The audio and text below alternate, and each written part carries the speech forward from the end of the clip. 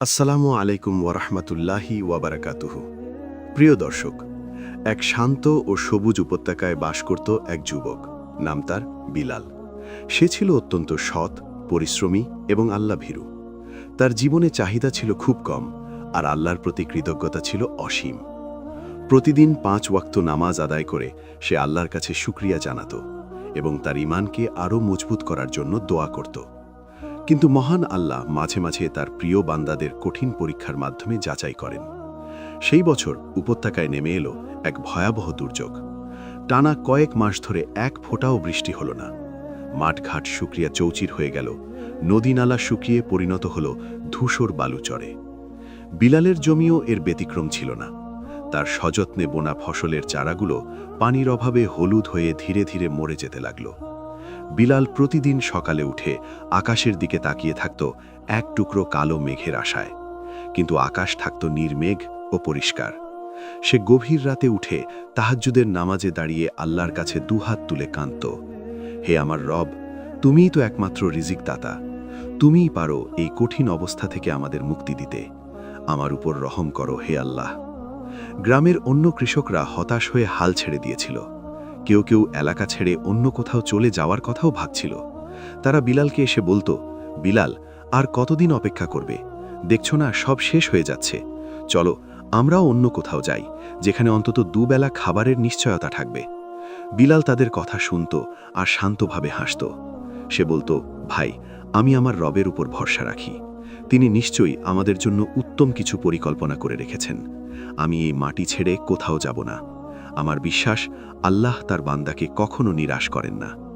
তার এই কথা শুনে কেউ কেউ তাকে উপহাস করত, বলতো সে পাগল হয়ে গেছে। কিন্তু বিলাল তাদের কথায় কান দিত না। তার মন ছিল শান্ত, কারণ সে জানত তার ভরসার জায়গা কত মজবুত। একদিন যখন তার ঘরে আর এক দানাও খাবার ছিল না, তখন সে শেষবারের মতো তার শুকিয়ে যাওয়া জমিতে গেল। সে দেখল তার সব ফসল মরে কাঠ হয়ে গেছে। এক বুক দীর্ঘশ্বাস ফেলে সে মাটিতে বসে পড়ল। তার চোখে পানি চলে এলো, কিন্তু এবার তা হতাশার নয়, বরং আল্লাহর প্রতি নিজেকে পুরোপুরি সঁপে দেওয়ার।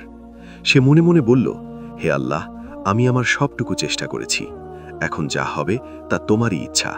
আমি তোমার সিদ্ধান্তে সন্তুষ্ট। ঠিক সেই মুহূর্তে হঠাৎ করেই ঘটল এক অদ্ভুত ঘটনা। বিলালের জমির এক কোণায়, যেখানে একটি পুরনো গাছের গোড়া ছিল, সে দেখতে পেল মাটির ভেতর থেকে হালকা ভেজা ভাব উঠে আসছে। কৌতূহলী হয়ে সে কাছে গিয়ে মাটি সরালো, আর সাথে সাথেই তার চোখ বিস্ময়ে বড় বড় হয়ে গেল। সে যা দেখল তা ছিল এক চরম পরীক্ষার মাঝে আল্লাহর পক্ষ থেকে পাঠানো এক অলৌকিক ইশারা, যা তার ধৈর্যের বাঁধকে এক নতুন উত্তেজনায় কাঁপিয়ে দিল। বিস্ময়ে হতবাক হয়ে বিলাল দেখল, যেখান থেকে সে মাটি সরিয়েছে সেখান থেকে স্বচ্ছ পানির একটি ছোট ধারা বুদবুদ করে বেরিয়ে আসছে। এই শুষ্ক মৃতপ্রায় উপত্যকায়, যেখানে এক ফোঁটা পানির জন্য সবাই হাহাকার করছে, সেখানে তার নিজের জমিতে পানির উৎস। সে দ্রুত হাত দিয়ে আরও মাটি সরাতে লাগল।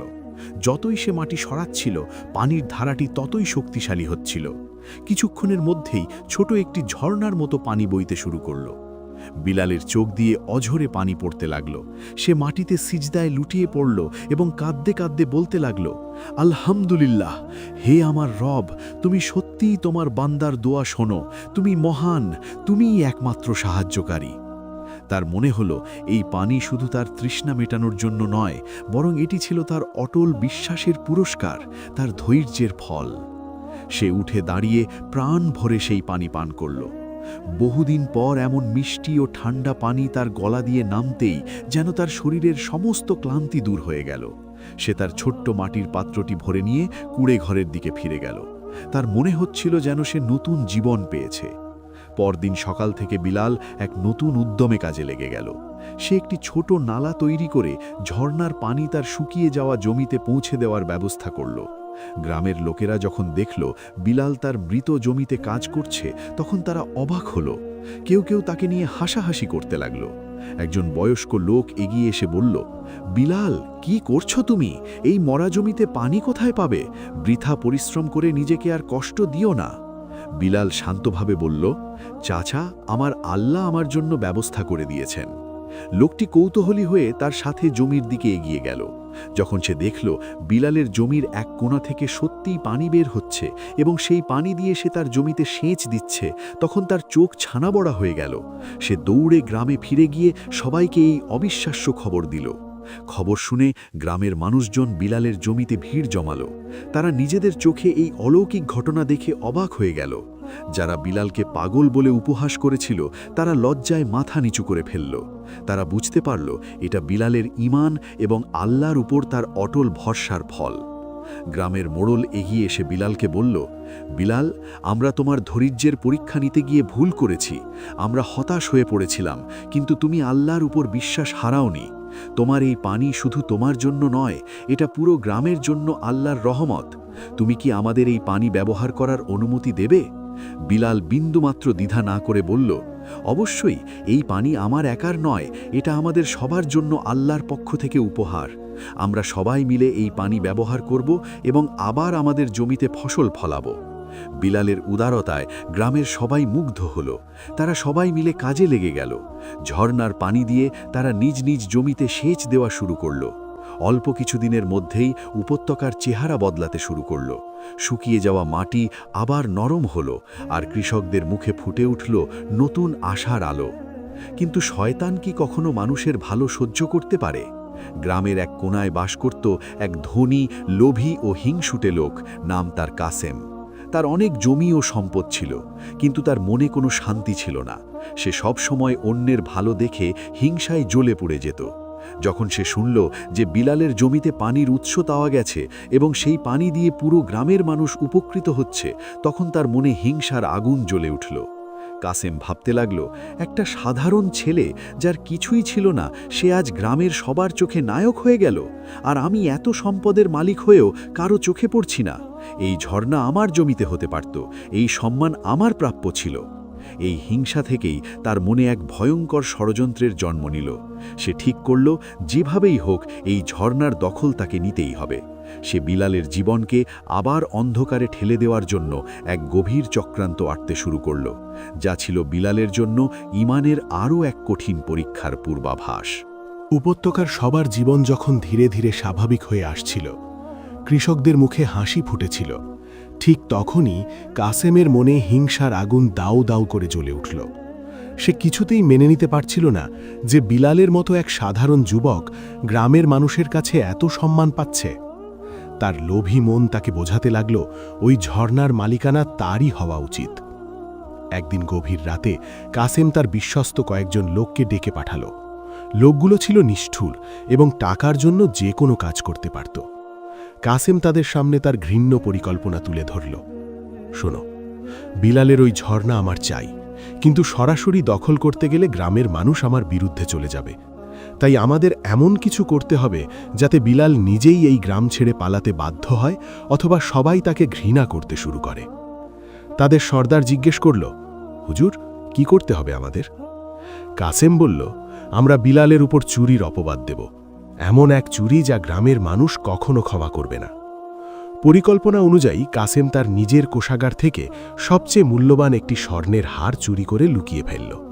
হারটি ছিল তার বংশের ঐতিহ্য এবং গ্রামের সবাই জানত এর মূল্য কতখানি। পরদিন সকালে কাসেম সারা গ্রামে চিৎকার করে বেড়াতে লাগল যে তার সবচেয়ে দামি হারটি চুরি হয়ে গেছে। খবরটি বাতাসের মতো ছড়িয়ে পড়ল। গ্রামের মোড়ল এবং গণ্যমান্য ব্যক্তিরা কাসেমের বাড়িতে ছুটে এলেন। কাসেম কান্নার অভিনয় করে বলতে লাগল, আমার সব শেষ হয়ে গেল। ওই হারটি আমার পূর্বপুরুষের আমানত ছিল। যে আমার এত বড় সর্বনাশ করেছে, আমি তাকে ছাড়ব না। মোড়ল তাকে শান্ত করার চেষ্টা করে বললেন, তুমি চিন্তা করো না কাসেম, আমরা সবাই মিলে চোরকে খুঁজে বের করবই। ঠিক তখনই কাসেম তার ষড়যন্ত্রের দ্বিতীয় চাল চালল। সে দীর্ঘশ্বাস ফেলে বলল, আমার শুধু একজনকে সন্দেহ হয়, সে হলো বিলাল। সে ছাড়া আর কে এমন কাজ করতে পারে? সে তো গরিব, হয়তো লোভ সামলাতে পারেনি। এই কথা শুনে সবাই চমকে উঠল। বিলালের মতো একজন আল্লাভীরু ও সৎ যুবক চুরি করতে পারে, এটা তাদের বিশ্বাস হচ্ছিল না। কিন্তু কাসেম এমনভাবে কথাগুলো বলল যেন সে নিশ্চিত। সে আরও যোগ করল, আপনারা সবাই মিলে ওর কুঁড়েঘর তল্লাশি করে দেখতে পারেন, আমার বিশ্বাস হারটি সেখানেই পাওয়া যাবে। কাসেমের লোকেরা আগেই সুযোগ বুঝে রাতের অন্ধকারে হারটি বিলালের কুঁড়েঘরের ভেতরে তার বিছানার নিচে লুকিয়ে রেখে এসেছিল। গ্রামের মানুষ দ্বিধায় পড়ে গেল। বিলালের সততার প্রতি তাদের বিশ্বাস নাকি কাসেমের এই আত্মবিশ্বাসী অভিযোগ। অবশেষে মোড়ল সিদ্ধান্ত নিলেন সত্যিটা যাচাই করার জন্য বিলালের ঘর তল্লাশি করা হবে। বিলাল তখন তার জমিতে কাজ করছিল। তাকে ডেকে আনা হলো। যখন সে শুনল তার ওপর চুরির অপবাদ দেওয়া হয়েছে, তখন সে শান্তভাবে বলল, আমি কোনো চুরি করিনি, আমার আল্লাহ সাক্ষী, আপনারা আমার ঘর তল্লাশি করতে পারেন। তার চেহারায় কোনো ভয় বা অস্থিরতা ছিল না, কারণ সে জানত সে নির্দোষ। মোড়ল এবং গ্রামের কয়েকজন লোক বিলালের কুড়ে ঘরে প্রবেশ করল। কাসেমও তাদের সাথে ছিল। তার মুখে ছিল এক শয়তানি হাসি। তল্লাশি শুরু হলো। ঘরের সামান্য আসবাবপত্র ওলটপালট করে খোঁজা হলো, কিন্তু কিছুই পাওয়া গেল না। গ্রামের মানুষেরা স্বস্তির নিঃশ্বাস ফেলতে শুরু করল। কিন্তু ঠিক সেই মুহূর্তে কাসেমের ভাড়াটে সর্দার, যে ভিড়ের মধ্যে মিশেছিল, সে চিৎকার করে উঠল, ওই তো বিছানার নিচে কি যেন চকচক করছে। একজন এগিয়ে গিয়ে বিলালের বিছানার নিচ থেকে মাটির পাত্র সরাতেই বেরিয়ে এলো সেই স্বর্ণের হার। মুহূর্তের মধ্যে পুরো দৃশ্যপট পাল্টে গেল। যারা একটু আগেও বিলালের সততার কথা ভাবছিল, তাদের চোখে মুখে এখন অবিশ্বাস ফুটে উঠল। কাসেম বলল, আমি বলেছিলাম না, এই হলো তোমাদের সৎ বিলাল, সে আমাদের সবার সাথে বিশ্বাসঘাতকতা করেছে। গ্রামের মানুষ ক্ষোভে ফেটে পড়ল। তারা বিলালকে ঘিরে ধরে নানা কটু কথা বলতে লাগল। আমরা তোমাকে বিশ্বাস করেছিলাম, আর তুমি এই প্রতিদান দিলে? তোমার মতো চোরের এই গ্রামে কোনো জায়গা নেই। বিলাল হতভম্ব হয়ে দাঁড়িয়ে রইল। সে বুঝতে পারছিল না কিভাবে হারটি তার ঘরে এলো। সে বারবার বলতে লাগল, আল্লাহর কসম, আমি এই হার চুরি করিনি, এটা আমার বিরুদ্ধে এক গভীর ষড়যন্ত্র। কিন্তু প্রমাণের সামনে তার কথা কারো কানে পৌঁছল না। মোড়ল গম্ভীর মুখে রায় দিলেন, বিলাল, তুমি আমাদের বিশ্বাসের অমর্যাদা করেছ। চুরির শাস্তি হিসেবে তোমাকে এই গ্রাম থেকে নির্বাসিত করা হলো। কাল সূর্য ওঠার আগে তুমি এই উপত্যকা ছেড়ে চলে যাবে, আর ওই ঝর্ণার পানি এখন থেকে গ্রামের কৃষকদের সম্পদ হিসেবে বিবেচিত হবে, যার দেখাশোনার দায়িত্ব কাসেমের উপর দেওয়া হলো। বিলাল স্তব্ধ হয়ে গেল। তার পৃথিবী যেন এক মুহূর্তে ভেঙে চুরমার হয়ে গেল। যে গ্রামের জন্য সে এত কিছু করল, সেই গ্রাম থেকেই তাকে বিতাড়িত করা হচ্ছে। সে বুঝতে পারল এই সব কিছুর পেছনে ওই হিংসুটে লোকটিই রয়েছে। গভীর রাতে বিলাল শেষবারের মতো তার কুড়ে ঘরে বসেছিল। তার মনে কোনো রাগ বা ঘৃণা ছিল না, ছিল শুধু এক গভীর কষ্ট। সে নামাজের জন্য দাঁড়ালো। সে আল্লাহর কাছে তার সমস্ত যন্ত্রণা উজাড় করে দিল। সে বলল, হে আমার রব, তুমি তো সব কিছু দেখছ, তুমি জানো আমি নির্দোষ। আমার ওপর এই কঠিন পরীক্ষা কেন, তা তুমিই ভালো জানো। আমি তোমার সিদ্ধান্তেই সন্তুষ্ট। আমাকে ধৈর্য ধরার শক্তি দাও এবং আমার জন্য যা উত্তম সেই পথে খুলে দাও। নামাজ শেষে এক অদ্ভুত প্রশান্তি তার মনকে ঘিরে ফেলল। সে বুঝতে পারল এই উপত্যকার মায়া তাকে ত্যাগ করতে হবে। হয়তো এর পেছনেও আল্লাহর কোনো মহান পরিকল্পনা লুকিয়ে আছে। ভোরের আলো ফোটার আগেই এক হাতে পানির একটি ছোট পাত্র আর অন্তরে আল্লাহর উপর অটল বিশ্বাস নিয়ে বিলাল এক অজানা পথের দিকে যাত্রা শুরু করল। পেছনে ফেলে গেল তার প্রিয় উপত্যকা, তার সাজানো স্বপ্ন আর একরাশ মিথ্যে অপবাদ। তার এই নতুন সফর তাকে কোথায় নিয়ে যাবে তা ছিল সম্পূর্ণ অনিশ্চিত। উপত্যকা ছেড়ে বিলাল এক অনিশ্চিত যাত্রাপথে পা বাড়াল। তার কোনো নির্দিষ্ট গন্তব্য ছিল না, ছিল না কোনো পথের দিশা। তার একমাত্র সঙ্গী ছিল আল্লাহর উপর তার অটল বিশ্বাস। তার সাথে থাকা সামান্য পানিও একসময় শেষ হয়ে গেল। ক্ষুধা ও তৃষ্ণায় তার শরীর দুর্বল হয়ে পড়ছিল, কিন্তু তার মন ছিল শান্ত। যখনই তার পা আর চলতে চাইত না, সে মাটিতে বসে পড়ত এবং আল্লাহর কাছে শক্তি চাইত। সে মনে মনে বলতো, হে আল্লাহ, তুমি আমাকে এই পথে এনেছ, তুমি আমাকে পথ দেখাবে। কয়েকদিন এভাবে চলার পর একদিন দুপুরে সে দূর থেকে ধুলোর ঝড় দেখতে পেল। প্রথমে সে ভাবল এটা হয়তো সাধারণ মরুঝড়, কিন্তু কিছুক্ষণ পর সে বুঝতে পারল একদল ঘোড়সওয়ার দ্রুত গতিতে তার দিকেই এগিয়ে আসছে। তাদের পোশাক এবং হাতে থাকা অস্ত্র দেখে বিলালের মনে কিছুটা ভয় জন্মাল। সে ভাবল এরা হয়তো দস্যু দল। পালানোর কোনো পথ না দেখে সে সেখানেই দাঁড়িয়ে আল্লাহর নাম স্মরণ করতে লাগল। ঘোড়াসওয়ার দলটিই তার সামনে এসে থামল।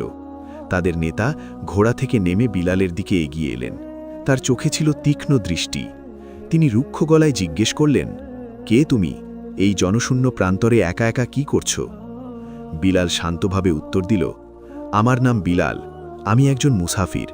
আমার কোনো নির্দিষ্ট গন্তব্য নেই। আল্লাহ আমাকে যেদিকে নিয়ে যান আমি সেদিকেই যাচ্ছি। লোকটি বিলালের সরল এবং শান্ত উত্তর শুনে কিছুটা অবাক হলেন। তিনি তার আপাদ মস্তক পর্যবেক্ষণ করলেন। নেতা আবার প্রশ্ন করলেন, তোমার সাথে কোনো মালপত্র বা সম্পদ নেই। তুমি কি কোনো কিছু থেকে পালিয়ে যাচ্ছ? বিলাল এক মুহূর্ত ভাবল। সে চাইলে তার সাথে ঘটে যাওয়া অবিচারের কথা বলে সহানুভূতি অর্জনের চেষ্টা করতে পারত, কিন্তু সে তা না করে বলল, আমি সত্য থেকে পালাচ্ছি না, বরং মিথ্যার কাছ থেকে দূরে চলে এসেছি। আমার সবচেয়ে বড় সম্পদ আমার ঈমান, আর তা আমার সাথেই আছে। বিলালের এই গভীর অর্থবহ কথা দলনেতার মনে দাগ কাটল। তিনি নিজে একজন জ্ঞানী ব্যক্তি ছিলেন এবং মানুষের চরিত্র বুঝতে পারতেন। তিনি বুঝতে পারলেন এই যুবক কোনো সাধারণ মানুষ নয়, তার পেছনে নিশ্চয়ই কোনো কাহিনী আছে। দলনেতা তার সঙ্গীদের ইশারা করে থামতে বললেন এবং বিলালের পাশে বসলেন। তিনি নিজের পানির পাত্রটি বিলালের দিকে এগিয়ে দিয়ে বললেন, আমার নাম হাসিম। আমরা এই অঞ্চলের শাসক সুলতানের বিশেষ প্রহরী। আমরা এক পলাতক অপরাধীকে খুঁজছি। তুমি কি এই পথে কাউকে যেতে দেখেছ? বিলাল পানি পান করে আল্লাহর শুকরিয়া আদায় করল এবং বলল, না, আমি গত কয়েকদিনে কোনো মানুষ দেখিনি। হাসিম বিলালের সাথে আরও কিছুক্ষণ কথা বললেন।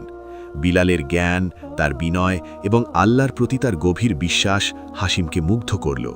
তিনি বুঝতে পারলেন এমন একজন সৎ ও জ্ঞানী যুবককে এভাবে প্রান্তরে ফেলে যাওয়া ঠিক হবে না। হাসিম একটি সিদ্ধান্ত নিলেন। তিনি বিলালকে বললেন, বিলাল, তোমার মতো একজন মানুষের জায়গা এই জনশূন্য প্রান্তর নয়।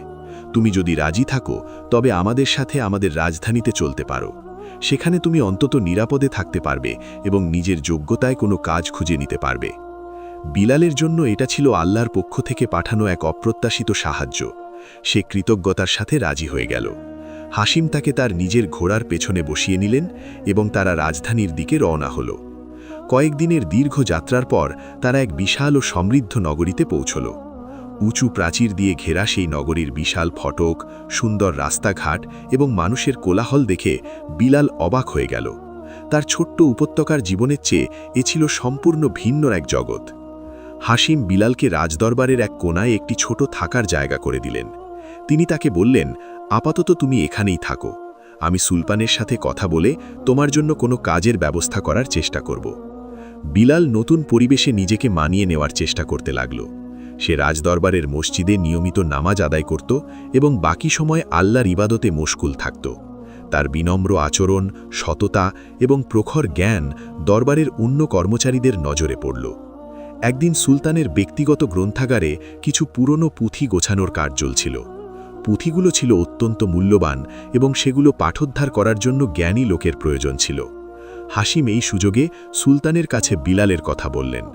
সুলতান প্রথমে একজন সাধারণ যুবকের ওপরেই দায়িত্ব দিতে ইতস্তত করছিলেন, কিন্তু হাসিমের অনুরোধে তিনি বিলালকে একবার সুযোগ দিতে রাজি হলেন। যখন বিলালকে গ্রন্থাগারে আনা হলো, সে তার জ্ঞান ও প্রজ্ঞা দিয়ে সবাইকে তাক লাগিয়ে দিল। সে এমন সব পুরনো ও জটিল ভাষার পুঁথি অনায়াসে পাঠোদ্ধার করতে লাগল, যা দরবারের বড় বড় জ্ঞানী ব্যক্তিরাও পারেননি। তার কাজে সুলতান অত্যন্ত খুশি হলেন। তিনি বুঝতে পারলেন বিলাল কোনো সাধারণ যুবক নয়, সে এক অমূল্য রত্ন। সুলতান বিলালকে তার ব্যক্তিগত উপদেষ্টা হিসাবে নিয়োগ করলেন। বিলালের জীবন এক নতুন মোড় নিল। যে যুবককে একদিন মিথ্যা অপবাদ দিয়ে গ্রাম থেকে বের করে দেওয়া হয়েছিল, সে আজ এক বিশাল সাম্রাজ্যের সুলতানের পাশে জায়গা পেয়েছে। কিন্তু ক্ষমতার এত কাছাকাছি এসেও বিলালের মনে কোনো অহংকার জন্মালো না। সে আগের মতোই বিনয়ী এবং আল্লাভীরু রইল। সে সবসময় সুলতানকে ন্যায় ও সততার সাথে রাজ্য পরিচালনার পরামর্শ দিত। আসসালামু আলাইকুম। আমাদের ইসলামিক ভয়েস বাংলা চ্যানেলের ভিডিওগুলো যদি আপনার ভালো লাগে তবে অবশ্যই ভিডিওটিকে লাইক, কমেন্ট এবং শেয়ার করবেন।